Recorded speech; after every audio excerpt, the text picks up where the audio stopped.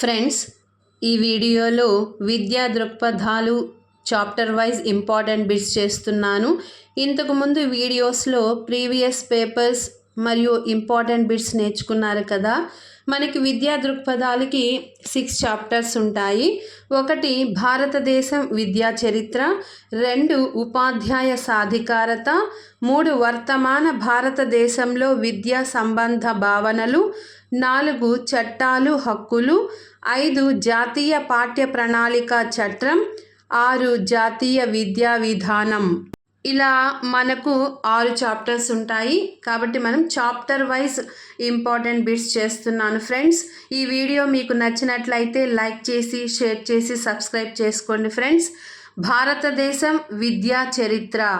1 పాఠశాలలో నియత విధానంలో సాగే దానిని పరిమితార్థంలో విద్య అంటారు. Narrow meaning. పాఠశాలలో నియత విధానంలో సాగే దానిని పరిమితార్థంలో విద్య అంటారు. పరిమితార్థంలో విద్య అంటే వ్యక్తి అభివృద్ధి అని అర్థం వస్తుంది. పాఠశాలలో ఏర్పాటు చేసిన కొన్ని అంశాల కార్యక్రమాల ప్రభావాల ఫలితము. క్రమబద్ధమైన విద్యా విధానం కేవలం 3Rs అంటే రీడింగ్, రైటింగ్ అండ్ అర్థమెటిక్ ఇవి నేర్చుకోవడానికి మాత్రమే పరిమితమై పట్టాలు పొందడానికి ఉపయోగపడే విద్యను పరిమితార్థంలో విద్యగా పేర్కొంటారు. 2 విస్తృతార్థంలో విద్య అంటే నిరంతర ప్రక్రియ. విస్తృతార్థంలో విద్య అంటే నిరంతర ప్రక్రియ. విస్తృతార్థంలో విద్య అంటే కేవలం 3Rs మాత్రమే కాదు, జీవితమే విద్య అని చెప్తుంది. 3Rs అంటే రీడింగ్, రైటింగ్, అర్థమెటిక్. విస్తృత అర్థంలో విద్య అంటే తల్లి గర్భం నుంచి మృత్యువు వరకు సాగుతూనే ఉంటుంది విద్య. విస్తృతార్థంలో ప్రతి అనుభవం విద్యాపరమైన విలువ కలిగి మానవుడి ప్రవర్తనను పరిస్థితులకు అనుగుణంగా ఎప్పటికప్పుడు మార్పు చేయుటకు ఉపయోగపడుతుంది విద్య. 3 విద్యా ప్రక్రియలు ఎన్ని రకాలు? విద్యా ప్రక్రియలు 3 రకాలు. విద్యా ప్రక్రియలను 3 రకాలుగా పేర్కొన్నారు. 1 ఏకధ్రువ విద్యా ప్రక్రియ, 2 ద్విధ్రువ విద్యా ప్రక్రియ, 3 త్రిధ్రువ విద్యా ప్రక్రియ. విద్యా ప్రక్రియలు అని ఇంగ్లీష్లో ప్రాసెస్ ఆఫ్ ఎడ్యుకేషన్ అంటారు. ఈ విద్యా ప్రక్రియలు 3 రకాలుగా పేర్కొన్నారు. 1 ఏకధ్రువ విద్యా ప్రక్రియ, ద్విధ్రువ విద్యా ప్రక్రియ, 3 త్రిధ్రువ విద్యా ప్రక్రియ. 4 ఏకధ్రువ విద్యా ప్రక్రియను ఉపాధ్యాయ కేంద్రీకృత విద్యా విధానం అంటారు. ఏకధ్రువ విద్యా ప్రక్రియను ఉపాధ్యాయ కేంద్రీకృత విద్యా విధానం అంటారు. ఏకధ్రువ విద్యా ప్రక్రియను ఇంగ్లీష్లో యూనిపోలార్ ప్రాసెస్ అంటారు. Unipolar process. దీనినే సాంప్రదాయ విద్యా ప్రక్రియ అని కూడా అంటారు. ఇది ప్రాచీన పద్ధతి. ఇందులో ఉపాధ్యాయుడు ప్రధాన పాత్ర పోషిస్తాడు. కావున విద్యార్థి మాట్లాడకుండా బుద్ధిగా పాఠాలను వినేవాడు. ఉపాధ్యాయుడే క్రియాత్మకంగా ఉంటాడు. విద్యార్థి మాత్రం నిష్క్రియాత్మకంగా ఉంటాడు. తరగతి గదిలో ఉపాధ్యాయుడే కేంద్ర బిందువు. ఉపాధ్యాయుడు ఏమి చెప్పాలనుకుంటున్నాడో అంటే ఏమి బోధించాలనుకుంటున్నాడో అదే విద్యార్థి అభ్యసించాల్సి ఉంటుంది. దాదాపు స్వాతంత్రం వచ్చే వరకు ఉపాధ్యాయ ప్రాతినిధ్యం కొనసాగేది. బోధన ముఖ్యం కావున విద్యార్థి అనుమానాలకు నివృత్తి ఉండేది మాత్రం కాదు. ఉదాహరణ రాజరిక విద్య, గురుకుల విద్య, ఆశ్రమ విద్యా విధానం, అరిస్టాటిల్ అకాడమీ ఇవన్నీ కూడా ఏకధ్రువ విద్యా ప్రక్రియకు ఉదాహరణలు. 5 బోధనాభ్యసన సామగ్రి తయారీలో శిశువు యొక్క అభిరుచులు, అవసరాలు, సామర్థ్యాలు గుర్తెరిగి బోధనోపకరణ పరికరాల తయారీ, ఇంటి పని మొదలైన వాటి ద్వారా విద్యార్థుల సామర్థ్యాలను వెలికితీసే ప్రక్రియను ద్విధ్రువ విద్యా ప్రక్రియ అంటారు. ద్విధ్రువ విద్యా ప్రక్రియ యొక్క రూపకర్త జాన్ ఆడమ్స్, అమెరికా దేశస్థుడు. ఇందులో ఉపాధ్యాయ విద్యార్థి పరస్పరం ఒకరిచే మరొకరు ప్రభావితం అవుతారు. ఉపాధ్యాయుడు విద్యార్థి ఒకరిచే ఒకరు ప్రభావితం అవుతూ ఉంటారు. ఉపాధ్యాయుని మూర్తిమత్వం విద్యార్థి ప్రవర్తనపై ప్రభావాన్ని చూపుతుంది. విద్యార్థి ప్రవర్తన ఉపాధ్యాయునిపై ప్రభావం చూపుతుంది. ఇందులో ఉపాధ్యాయుడు ఒక ధ్రువం అయితే విద్యార్థి మరో ధ్రువం అవుతాడు. అందుకే ఇది ద్విధ్రువ విద్యా ప్రక్రియ, బైపోలార్ ప్రాసెస్ అంటారు ఇంగ్లీష్లో. ద్విధ్రువ విద్యా ప్రక్రియను బైపోలార్ ప్రాసెస్ అంటారు. ఈ ద్విధ్రువ విద్యా ప్రక్రియలో బోధన చురుకుగా సాగుతుంది, అభ్యసనం సులభంగా జరుగుతుంది. రెండు ధ్రువాలు పరస్పరం ఆకర్షించబడతాయి. రెండు ధ్రువాలు అంటే ఉపాధ్యాయుడు, విద్యార్థి. 1964-67 మధ్యకాలం నుండి బోధన అభ్యసన ప్రక్రియలో ఉపాధ్యాయునితో పాటు విద్యార్థికి కూడా భాగస్వామ్యం కల్పించడం జరిగింది.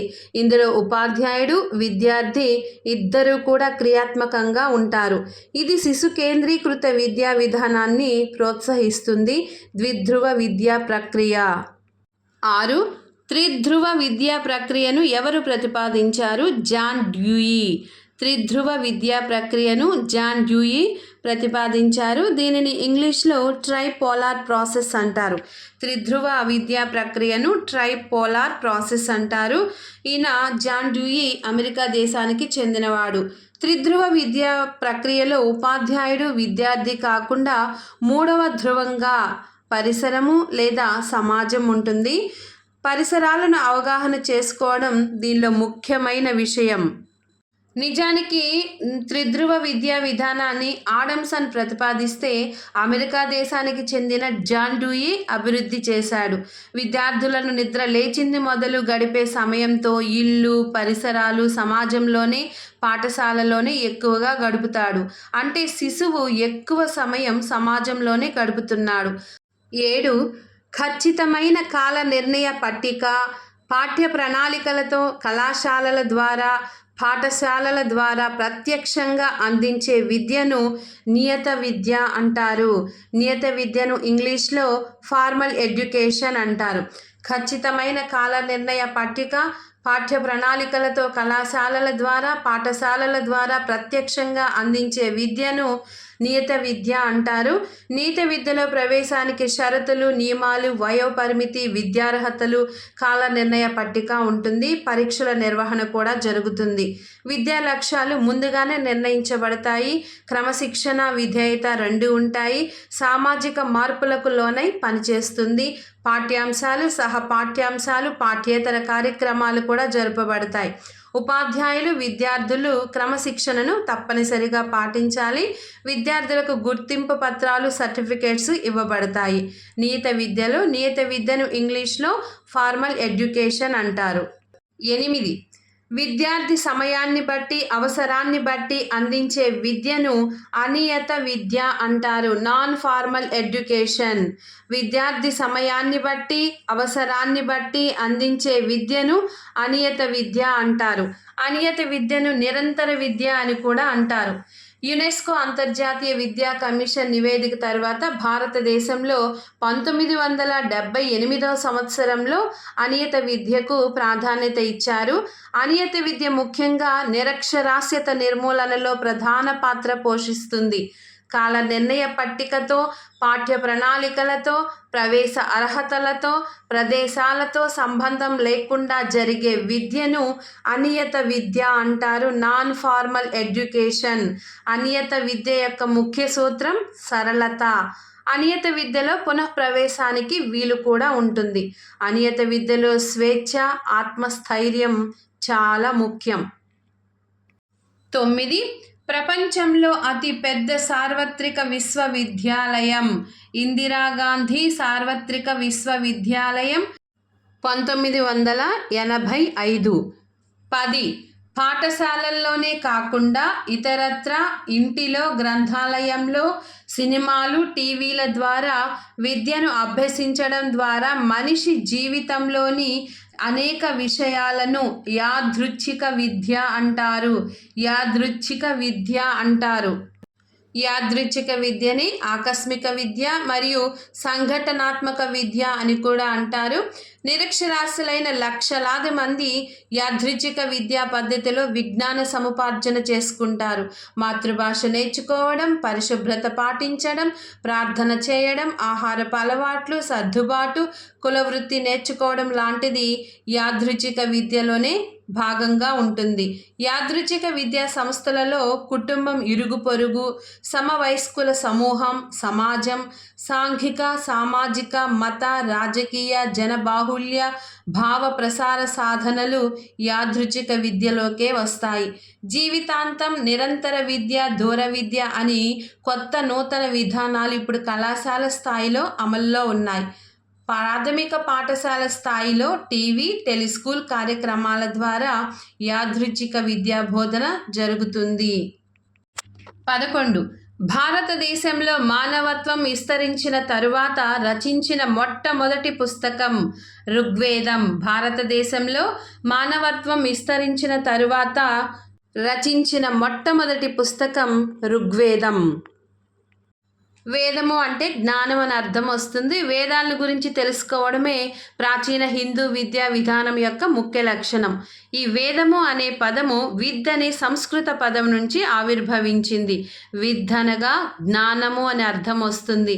వేదకాలంలో విద్య అనేది మనకి ఆర్యుల రాకతో ప్రారంభం అవుతుంది. ప్రపంచంలోనే విద్య మొట్టమొదటిసారిగా మన భారతదేశంలో ప్రారంభమైంది అని అనడానికి కారణం మనుశ్లోకాలు. వేదాలను ప్రమాణంగా చేసుకుని నిర్మించిన విద్యను వేద విద్య అంటారు. మనకి వేదాలు ప్రధానంగా 4 రకాలు కలవు. ఒకటి ఋగ్వేదం, యజుర్వేదం, సామవేదం, అథర్వణ వేదం. భారతదేశంలో మానవత్వం విస్తరించిన తర్వాత మొట్టమొదటి పుస్తకమే ఋగ్వేదం. 12. వేదకాలం నాటి విద్య యొక్క ముఖ్య లక్షణం మోక్ష సాధన. వేదకాలం నాటి విద్య యొక్క ముఖ్య లక్షణం మోక్ష సాధన. కాబట్టి వ్యక్తి జీవిత కాలాన్ని 4 రకాలుగా విభజించినారు. 1 బ్రహ్మచర్యం, 2 గృహస్థాశ్రమం, 3 వానప్రస్థాశ్రమం, 4 సన్యాసాశ్రమం. బ్రహ్మచర్యం అంటే విద్యార్థి దశ, గృహస్థాశ్రమం అంటే వివాహ దశ, వానప్రస్థాశ్రమం అంటే గృహధర్మం వదులుకునే దశ, 4 సన్యాసాశ్రమం అంటే కోరికలను వదులుకునే దశ. ఈ 4 ఆశ్రమాలలో 4 పురుషార్థాలను సాధించాలని చెప్పడం జరుగుతుంది. 1 ధర్మం. పురుషార్థాలు అంటే ధర్మం, అర్థం, కామం, మోక్షం. 13. సమాజంలో ఒక ఉత్తమమైన వ్యక్తిగా సంఘ జీవనం గడపడానికి ఉపయోగపడే విద్యను అపర విద్య లేదా ఐహికం అంటారు. సమాజంలో ఒక ఉత్తమమైన వ్యక్తిగా సంఘ జీవనం గడపడానికి ఉపయోగపడే విద్యను అపర విద్య లేదా ఐహికం అంటారు. 14. వేదకాలంలోని విద్యా విధానంలో గురుకులంలో ఉన్న శిశువును అంతేవాసి లేదా గురుకులవాసి అని పిలిచేవారు. వేదకాలంలోని విద్యా విధానంలో గురుకులంలో ఉన్న శిశువును అంతేవాసి లేదా గురుకులవాసి అని పిలిచేవారు. శిశువు ఎంత గొప్పవాడైనప్పటికీ భిక్షాటన చేసి వినయ విధేయతలతో గురువు ఆశ్రమంలో విద్యను పొందాలి. విద్యార్థికి 18 సంవత్సరాలు వచ్చిన తర్వాత విద్యార్థి దశ ముగుస్తుంది. విద్యార్థి దశ తర్వాత సమవర్తనం అనే ఉత్సవంతో విద్యార్థి దశ ముగుస్తుంది. సమవర్తనంలో భాగంగా గురువు శిశువుకు 2 మాటలను ఉపదేశించేవారు. అవి 1 ఎల్లప్పుడూ సత్యాన్ని పలుకుము, 2 నీ కర్తవ్యాన్ని నీవు నిర్వర్తించుము. ఈ 2 మాటలను శిశువుకు ఉపదేశించేవారు గురువులు. గురుకులంలో విద్యాభ్యాసం పూర్తయిన తర్వాత గురువు శిష్యులకు స్నాతకోత్సవం కాన్వకేషన్ నిర్వహించి ఇంటికి పంపించేవాడు. వేదకాలంలో విద్యాభ్యాసం చేసేటప్పుడు శిష్యులు తప్పనిసరిగా బ్రహ్మచర్యం పాటించేవారు. 15. వేదకాలంలో సీనియర్ విద్యార్థులు జూనియర్ విద్యార్థులకు బోధించడాన్ని ఏమని పిలిచేవారు? మానిటోరియల్ పద్ధతి. వేదకాలంలో సీనియర్ విద్యార్థులు జూనియర్ విద్యార్థులకు బోధించడాన్ని ఏమని పిలిచేవారు? మానిటోరియల్ పద్ధతి. వేదకాలంలో మానిటోరియల్ పద్ధతి ఉండేది. చురుకైన విద్యార్థులు తమ సహచర విద్యార్థులకు, జూనియర్ విద్యార్థులకు బోధించేవారు. గురుకులాలపై అధికారం, అజమాయిషి ఎవ్వరికీ ఉండేది కాదు. ఎందుకంటే గురువు గృహమే పాఠశాలగా ఉండేది. ఇది కాస్త ఆశ్రమంగా మారి గురుకులాలుగా పిలువబడేది. వీటికి ఆర్థిక సహాయం రాజులు అందించేవారు. 16. మంత్రాలను విని గుర్తుంచుకునే విద్యార్థులను శ్రతధరులు అంటారు. మంత్రాలను విని గుర్తించుకునే విద్యార్థులను శ్రతధరులు అంటారు. 17 సత్యాన్ని ప్రత్యక్షంగా దర్శించే వారిని దృష్టలు అంటారు. సత్యాన్ని ప్రత్యక్షంగా దర్శించే వారిని దృష్టలు అంటారు. దృష్ట అనగా భూత భవిష్యత్ అన్నీ కూడా తెలిసిన వ్యక్తిని దృష్ట అంటారు. ఆ కాలంలో వేదకాలంలో గురువుని దృష్ట అనేవారు. అంటే గురువుని దైవ సమానంగా భావించేవారు. గురు శిష్యులకు మధ్య ప్రత్యక్ష అవినాభావ సంబంధం ఉండేది. గురువుకు శిష్యులు శుశ్రూషలు చేసి గురువును మెప్పించి విద్యాభ్యాసం చేసేవారు. 18 బౌద్ధుల కాలంలో విద్యావంతురాలైన స్త్రీని ఏమని పిలిచేవారు? విదూషి. బౌద్ధుల కాలంలో విద్యావంతురాలైన స్త్రీని విదూషి అని పిలిచేవారు. విదూషిని ఎందుకంటే ఈమె విద్యావంతురాలైన స్త్రీ కాబట్టి విద్యావంతుడైన పురుషుడే వివాహం చేసుకోవాలనే పద్ధతి ఉండేది. కాబట్టి విద్యావంతురాలైన స్త్రీని బౌద్ధుల కాలంలో విదూషి అని పిలిచేవారు. 19 మాగ్నా కార్టా అనగా హక్కుల పత్రం అని అర్థం. మాగ్నా కార్టా అనగా హక్కుల పత్రం అని అర్థం. 20 హంటర్ కమిషన్ 1882.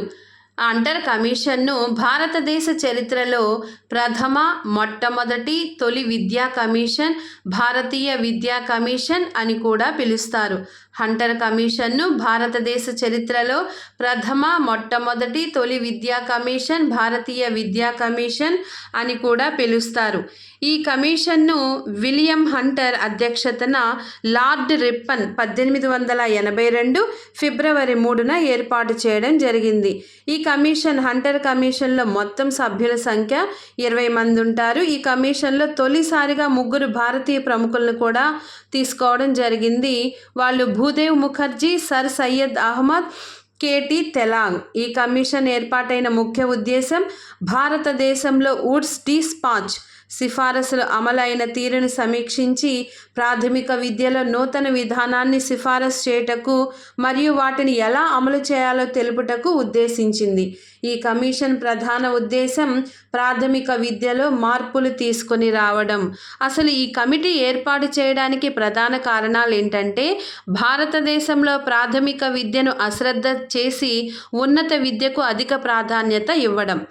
వుడ్స్ డిస్పాచ్ సూచించిన గ్రాంట్ ఇన్ ఎయిడ్ విధానాన్ని ప్రభుత్వం పూర్తి స్థాయిలో అమలు చేయకపోవడం వల్ల మిషనరీలు నిర్వహించే పాఠశాలలు, కాలేజీలు పూర్తిగా దెబ్బతిన్నాయి.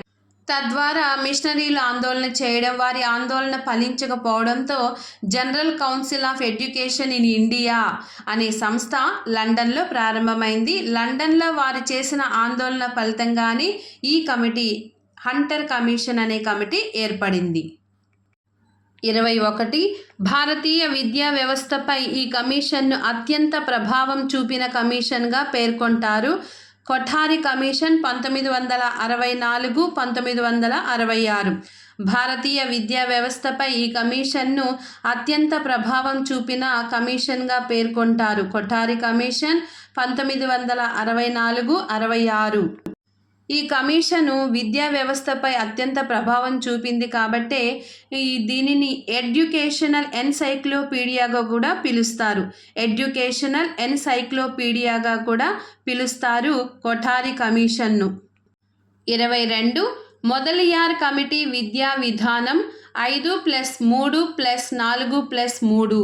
మొదలియార్ కమిటీ విద్యా విధానం 5+3+4+3 అనగా 5 అంటే 1 నుంచి 5వ తరగతి వరకు ప్రాథమిక స్థాయిగా 5, 6 నుంచి 8వ తరగతి వరకు మాధ్యమిక స్థాయిగా అంటే 3, 9 నుంచి 12వ వరకు ఉన్నత మాధ్యమిక స్థాయిగా అంటే 4 తరగతులు, 13 నుంచి 15 వరకు డిగ్రీ స్థాయిగా అంటే 3 తరగతులు.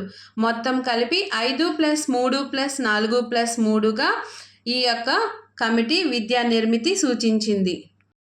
23 ఇంగ్లీషు విద్య నవీన విజ్ఞానానికి తాళం చెవి లాంటిది అని మెకాలే పేర్కొన్నాడు.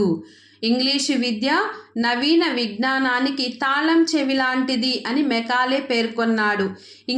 ఇంగ్లాండ్ దేశాన్ని పునరుద్ధరించడంలో లాటిన్, గ్రీకు భాషలు ఏ విధంగా సహాయపడ్డాయో భారతదేశానికి ఇంగ్లీషు భాష కూడా అంతే సహాయపడుతుంది. విజ్ఞాన శాస్త్రాలను భారతీయ భాషల్లో బోధించలేము. భారతీయులే ఇంగ్లీషు భాష నేర్చుకోవడానికి ఆసక్తి చూపిస్తున్నారు అన్నారు మెకాలే. మెకాలే ప్రతిపాదనలన్నింటినీ కూడా ఆనాటి గవర్నర్ జనరల్ విలియం బెంటిక్ ఆమోదించాడు. మెకాలే అధోముఖ వడపోత సిద్ధాంతాన్ని కూడా ప్రతిపాదించాడు. అధోముఖ వడపోత సిద్ధాంతాన్ని ఇంగ్లీష్లో డౌన్వర్డ్ ఫిల్ట్రేషన్ థియరీ అంటారు. Downward filtration theory. అధోముఖ వడపోత సిద్ధాంతం అంటే ఏంటంటే, కంపెనీకి ఉన్న పరిమిత వనరుల దృష్ట్యా అందరికీ విద్యను అందించుట సాధ్యం కాదు. కాబట్టి ఉన్నత వర్గాల వారికే విద్యా అవకాశాలను కల్పించాలని, వారి ద్వారా విద్య దిగువ తరగతి ప్రజలకు దానంతట అదే ప్రసారం అవుతుందని ఈయన భావించాడు. దీనిని అధోముఖ వడపోత సిద్ధాంతం అంటారు. 24 స్వాతంత్ర్యానికి పూర్వము సేబ్ ఆధ్వర్యంలో ఏర్పడిన మొదటి కమిటీ సార్జెంట్ ప్రణాళిక 1944. స్వాతంత్ర్యానికి పూర్వం సేబ్ ఆధ్వర్యంలో ఏర్పడిన మొదటి కమిటీ సార్జెంట్ ప్రణాళిక 1944. రెండవ ప్రపంచ యుద్ధం తర్వాత కలిగే దుష్ఫలితాలను ముందుగానే ఊహించిన బ్రిటిష్ ప్రభుత్వం భారతదేశంలో విద్యాభివృద్ధికి, వారి జీవన ప్రమాణాలను పెంపొందించుటకు తగిన సూచనలు, సలహాలు ఇవ్వమని 1944 సంవత్సరంలో సేబ్ను ఆదేశించింది. సేబ్ ఆధ్వర్యంలో ఏర్పడిన ఈ కమిటీకి అధ్యక్షుడు అప్పటి బ్రిటిష్ ప్రభుత్వానికి విద్యా సలహాదారుడైన సర్ జాన్ సార్జెంట్.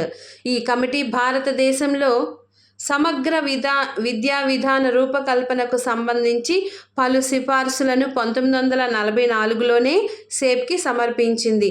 ఈ నివేదికనే సేబ్ నివేదిక 1944 యుద్ధానంతర విద్యాభివృద్ధి ప్రణాళిక అని కూడా పిలుస్తారు. స్వాతంత్ర్యానికి పూర్వము సేబ్ ఆధ్వర్యంలో ఏర్పడిన మొదటి కమిటీయే ఈ సార్జెంట్ ప్రణాళిక. అందుకనే ఈ ప్రణాళికను భారతదేశ విద్యా వ్యవస్థకు సంబంధించి మొదటి ప్రణాళికగా కూడా చెప్పవచ్చు. 25 1986 నూతన జాతీయ విద్యా విధానం అమలు సమయంలో విద్యాశాఖ మంత్రిగా ఉన్న వ్యక్తి పివి నరసింహారావు 1986 సంవత్సరంలో నూతన జాతీయ విద్యా విధానం అమలు సమయంలో విద్యాశాఖ మంత్రిగా ఉన్న వ్యక్తి పివి నరసింహారావు